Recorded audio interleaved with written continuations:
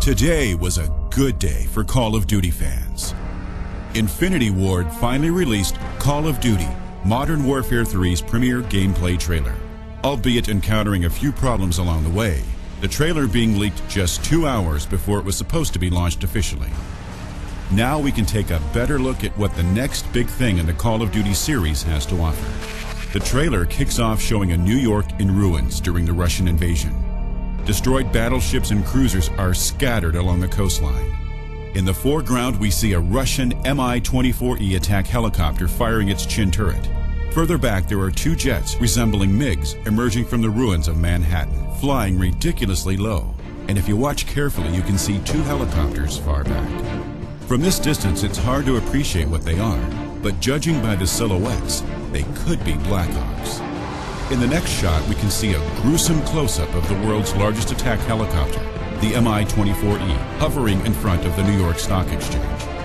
Infinity Ward has taken some creative freedom as the armament seems to be somewhat overdone. Normally, the Hindi would only be boasting a twin 23mm autocannon mounted on its chin turret, but it also features the F's 30mm twin gun on the right side of the fuselage, 2 external fuel tanks, 2 57mm rocket pods, and 4 AT-6 Spiral ATGM missiles complete the package, all mounted under the wing stubs. You would not want to mess with such a helicopter.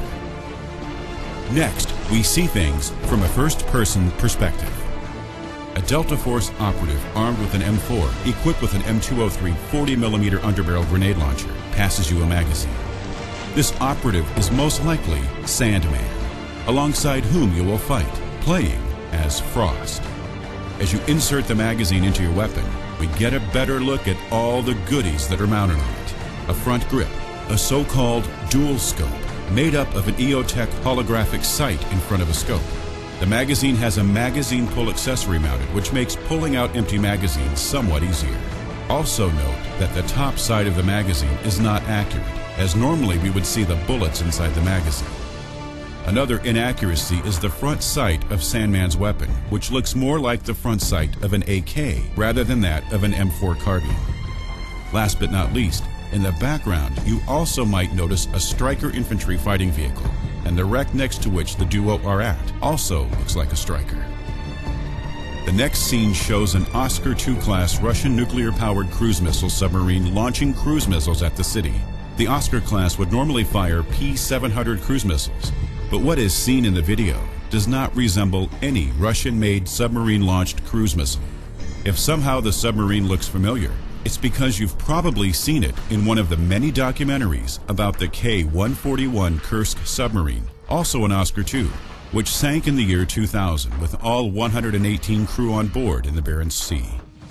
We get a glimpse at the sky from below as Mi-24s and cruise missiles fly above, and then the action switches to England as SAS troops disembark what looks like a little bird, with the Big Ben overwatching the action. There are several Volvo look-alike police cars in the area blocking the road.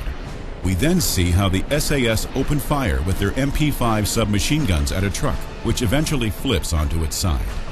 The next few seconds take place in London's underground metro transport system, with 2 unrealistically fast utility trucks, resembling Opel Vivaros chasing a train.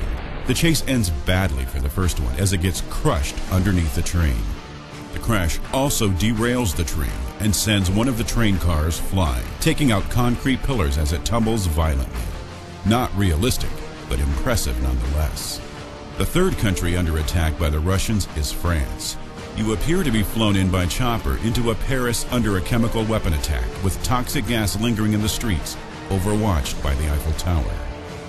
A rather interesting sight is the chase scene. A gendarmerie van is fleeing from a Russian Mi-24 gunship. Where that chase takes place is not known at this time, but it could be the Gare de l'Est train station. After a few more shots with soldiers fighting, we get a glimpse at the U.S. Army's planned replacement for the Humvee, the JLTV, or Joint Light Tactical Vehicle, built by AM General and General Dynamics Land Systems. Soon after that, attention shifts to Germany, where an M1 Abrams tank makes its way through the rubble. Rumor has it that you will play as the gunner in the single-player campaign. We then see infantry rappelling down a building while an A-10 Warthog fires its GAU-8 Avenger Gatling gun above. The same A-10 probably swoops down and takes out a Russian T-90 tank. The next part is the most interesting and might seem familiar to a lot of you. A building collapses while the player lies helplessly on the ground. Maybe Infinity Ward took a few cues from DICE, but that doesn't mean this site is anything worse than what we see in Battlefield 3's Fault Line trailer. A burning car wreck then flies by the player, missing him by a few inches. As various scenes are shown with Deltas running across Wall Street and Russians armed with AKs guarding prisoners. Vladimir Makarov, the man behind all this mayhem, shares his thoughts.